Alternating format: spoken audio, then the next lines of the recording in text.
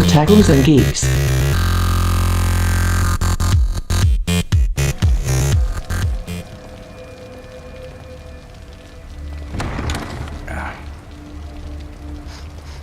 Smells like blood.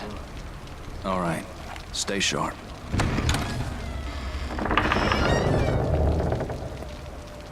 We're gonna check it out. Don't let anyone else through this door. I can be an extra set of eyes. We don't know what's happening here. You're a backup.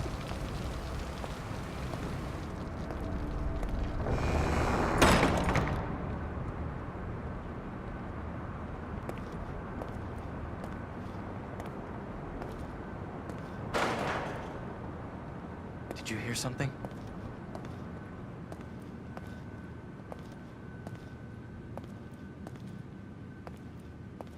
Someone alive in here.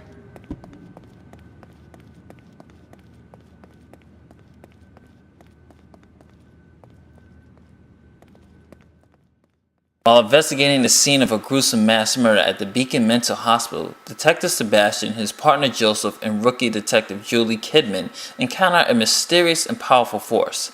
At the scene of slaughter of his fellow officers by a man wearing a white hood with burnt scars, Sebastian is ambushed and knocked unconscious. After awakening and escaping from the hospital, Sebastian finds himself in a deranged world with Crimson City undergoing massive earthquakes, unreal shifts in the terrain, and hideous creatures called haunted wandering among the dead. Facing unimaginable terror and fighting for survival, Sebastian embarks on a frightening journey to unravel what is behind this evil force. Welcome to the TacklesandGeeks.com reviews of The Evil Within. Justin here, and I'm going to be your reviewer. Before we talk about the gameplay, the graphics, and the music production, I have to give a round of applause to the story and the characters. This game kept me interested. The best way to describe the story is think of Resident Evil meeting Silent Hill. If these two actually franchises combined with the way psychological elements are mixed with monsters and zombies and everything, you're going to get The Evil Within. And I really enjoyed the main character, Sebastian. Not much is really known when you first start out why, you're pretty much straight edge cop. He wants to get the job done. He, is trying to survive. He's put in this world. And as the story progresses, and especially with the main villain, I love this mystery of whether it's actually all this is going mentally in Sebastian's mind or these things actually happen. There's tons and tons of scenes of reality shift and, excuse my French, tons of mind fucks where you just really don't know what's going on. And I think the writing of that really kept me going in. So let me talk a little bit about the gameplay because that's what you guys really want to know. First of all, the atmosphere of this game is phenomenal. Creepy as hell. I was on the edge of my seat throughout the whole duration of the gameplay.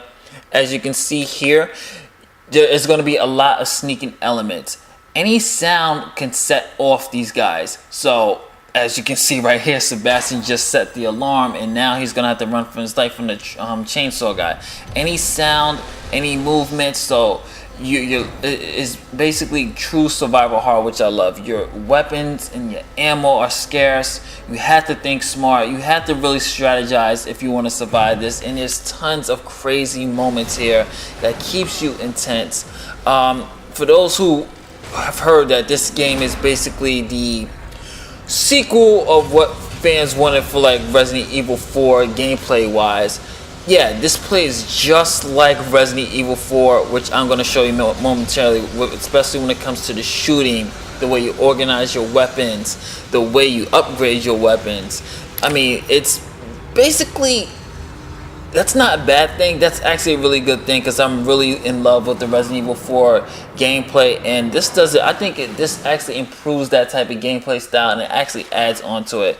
And the graphics and the lighting and the music and what this game brings you is really, really phenomenal. So let me show you guys a quick what I mean by gameplay with the Resident Evil 4. As you can see, this is over the shoulder shooting, but actually when you're shooting, it's going to become first person down. This is the inventory here. You're able to do quick inventory by using your D-pad button. As you can see, I just put the grenade there on my left side of my D-pad, and you can also take away. As the game progresses, you'll be finding these secret, these rooms where you have this mirror where you can teleport yourself into another reality where you be able to upgrade your weapons with this mysterious nurse or caretaker, you can say. Think about that character as, "Is that all, stranger?" Thank you. That's my good impression of the stranger from Resident Evil 4. Not to make much comparisons, but if you're going to compare Evil Within, it's definitely Resident Evil 4. As you can see here, over the shoulders, sometimes depending on some guns, it actually goes into a first-person perspective. You can easily switch your weapons, which I really love, because it's more easier for me. Instead of just going to menu, I can just click on my D-pad button and then choose which weapon I want. What I really love about this game is that you're able to burn the enemies, just like how you're supposed to burn a zombie. Once you kill these enemies or you knock them down, you have these matches that you're supposed to burn them with. That way they're not getting back up, because you never know, they might actually get back up. You have tons of weapons to choose from. You have the great strategy of this bow, which I really love. You get set traps. You can run, and this thing actually has a stamina meter, which makes it more realistic, which I love about this game. The more you run, you get tired. So once you get tired, you have to catch your breath. It's not like an endless run that you've seen like in previous games. You have a stamina meter which you have to be conscious of. So if you're trying to get away from enemies, especially the chainsaw guy, you have to set traps. You have to think on your toes, and that's what I really love about the Evil Within. There's constant danger, constant paranoia. There's constant of you thinking, okay, what happens if I'm actually in a situation? What I'm going to do? How I'm going to get out of the situation? And they really make you feel very, very vulnerable. And that's what I love about this game.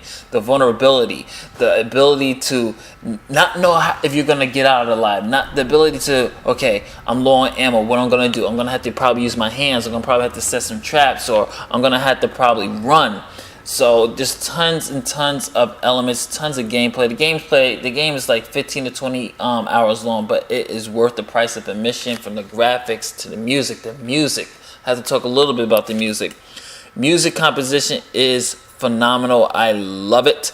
It keeps you tense. It keeps the pacing great. It keeps you in the loop, and you really do not know what's going on. And I had to talk about a little about the graphics. Now, this is the PS3 version. I'm not really sure about the next gen to see if the graphics are more crispy or better, but I will tell you, I love the lighting in this, as you can see here with Sebastian holding a lantern and illuminating the darkness. Just even little details of the blood, the lighting, and the way the movement is. It's not flawless, but it's great, and I truly respect the atmosphere and the horror atmosphere. I mean, for me, the game wasn't scary, but the game keeps you tense. Just the same tensity that Resident Evil 4 kept you going. When the enemies are coming, you gotta think on your toes, and you have to think about what you're gonna do to survive. So definitely, you guys, if you love survival horror, if you're a big fan of this genre, you definitely have to get the Evil Within. The Evil Within, the final score, you guys, I am going to be giving this a 9.0. This is a phenomenal horror game. It keeps you on your toes. The characters are interesting. The lighting, the enemies, the monsters are unique. And you don't really know what to expect, to be honest with you. And there's tons of vulnerability that if you love to see that, if you love to have that type of feeling, it's something you need to go and check out. This is Justin from OtakusGeeks.com saying later days. Evil Within gets a 9.0.